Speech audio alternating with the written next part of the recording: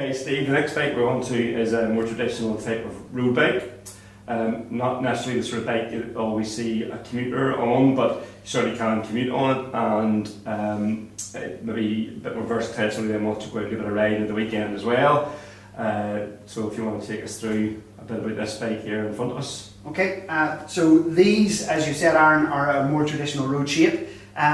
For those who wouldn't necessarily be riding a road bike regularly, there are 3 different shapes within the road bike family, and by that we really mean the severity of the angles in the frame. So the more severe the frame, that would result in you being slightly higher at the back, slightly longer and lower at the front, and would then sort of put a little bit more strain on the upper body. So for the commuter, we would probably tend to swing them towards something a little bit more relaxed, where the head tube is slightly longer and the angle is slightly more kicked back towards the rider, and that results in your riding position being slightly more upright and slightly shorter. So why pick a road bike maybe over the hybrid that we looked at a few minutes ago? Generally your riding position is very different, and that results in you being slightly smaller, your frontal profile being slightly smaller on the bike, and thus for the effort you put in, you're rewarded with a slightly faster speed. However, obviously when there are advantages, there are always a couple of disadvantages. On the previous bike you had nice big chunky tyres, which makes the ride quite soft. However, on a road bike you generally get a much skinnier tyre. It results in the ride being much quicker, but can mean that the ride is a little bit harsher. Yeah, sorry, Steve, just a couple of things in that end, just to give people an idea. So you think of something like the Tour de France. Yes. That's that extreme riding position. Yes. The guys are trying to get down really low. So if you think of a professional bike race, if you've watched one, that's the sort of thing that, you know, they look quite cramped nearly sometimes in their positioning. They're low. It puts Stephen says it puts a lot of pressure. I'd find a lot of pressure on my back if I tried to ride that way all day, even though I do quite a bit of riding.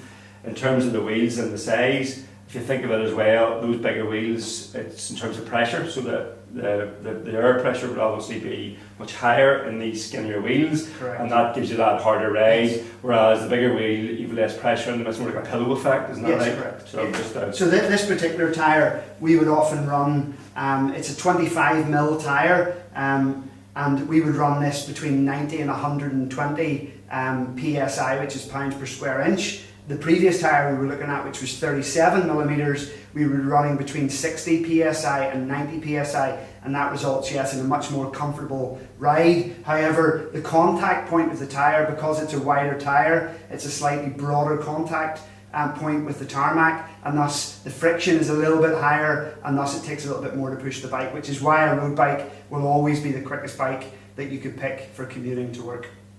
Okay, sorry, I'll interrupt you there. Go ahead.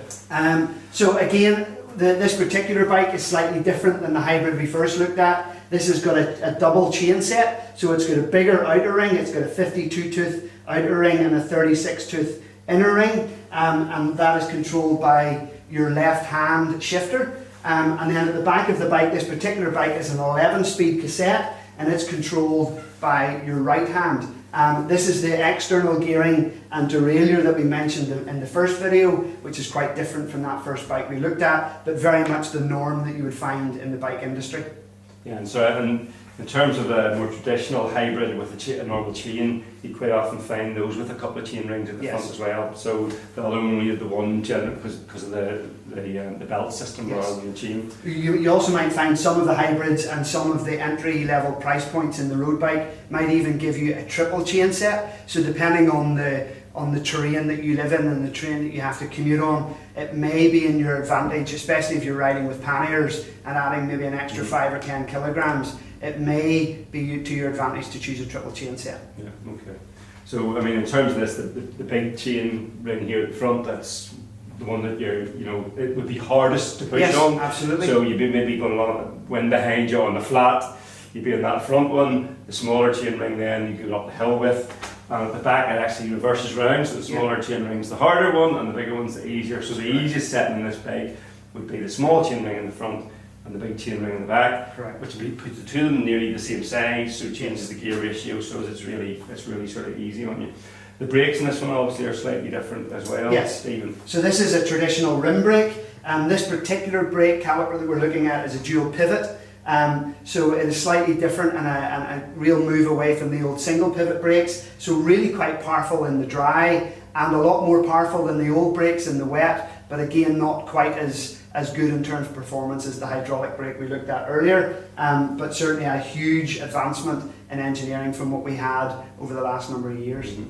And just gears wise, for people that maybe haven't ridden this type of bike for a long time, you would traditionally have seen much older bikes 10, 15, 20 years ago. The gear change would actually have been on this tube. Now it's all built into the handle, and you push. Yes. There's an outer and an inner actually on your brake pull that allows you to change the gear left and right, as you said, for the back and the front chain.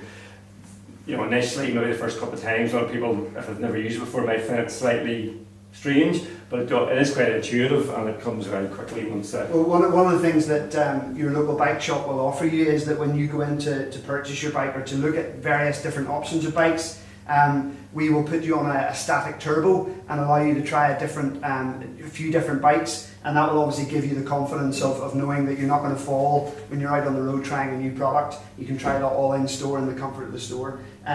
So you were mentioning that this is a fairly new initiative away from the old down tube shifters. The real benefit of this is that your hands really don't have to move. When your hands are in situ on the riding cuffs, you've got your brake at your fingertips, and then you've also got your up shift and your down shift at your fingertips as well. Again, with the price point, you might not be able to get them under the Cycle to Work scheme, but you know, some of the more top end bikes now as well are starting to come with the disc brakes that we looked at. Yes. on the hybrid bike as well. So this is the more traditional brake, but the disc brake, if you're really after them, do come on these racing bikes now too, don't they? Yes, they do. So you're looking at probably an entry level price point for a disc road bike being around sort of £800. Okay. But that would be a swing away from the hydraulic system to a cable activated system. It's still powerful, but not just as powerful as the hydraulic system. Right, so in terms of commuting, the problem, I suppose, you've said the good things about this, it's slightly faster to commute on. Yes. You know, from my point of view, commuting occasionally on this type of bike, it is a harsher ride. Yes. You do have to be more worried of things like potholes. Yes. You're more likely to damage a wheel because they are slightly thinner than those chunkier wheels. The other sort of downside of these is things like mud guards aren't as easy to fit. So you may have to fit one maybe to something like a seat post. Yes. Or whatever. So that you won't get those big chunky mud guards that really do keep you dry on the front and the back. Things like panniers are slightly harder to fit on them. I would find there is different types. Yes. Now, but you know, for a good set of panniers you want to leave on there with lugs, these bikes really aren't quite as suited. If I'm on this commuting, it's usually a rucksack. Yeah. Although you can now buy quite big bags for the seat posts now. Yes. I've seen quite a lot of people, a lot of touring cyclists now use them. That high up the way, find a wee bit of maybe instability at the back. You know, yes, instability sort of goes a wee bit. So anything else from the commuting point of view maybe you'd want to say on this one? No, I think we've kind of covered everything. The one thing we haven't really referred to as yet between the two bikes is the difference in weight. Oh, yeah, You'll find that a road bike is slightly lighter. Yeah. However, if you're putting on panniers, weight is not so much of an issue because you're going to be adding maybe potentially a laptop, a change of clothes, a towel for showering when you arrive at work. So the 1 or 2 kilograms that you're potentially saving on a fairly high-end road bike is potentially being cancelled out by what you're putting in your pannier bags anyways. But I say it's a real good option to consider, and it's one of the things you mentioned at the start of this particular video. It's giving you the ability then to maybe go and do a bit of social riding on top of your commuting at the weekend, potentially with a local club. And it means you're only buying one bike, you're not buying a commuting bike and then wanting to buy a road bike for your leisure riding at the weekend. But something certainly that your clients and your colleagues would consider.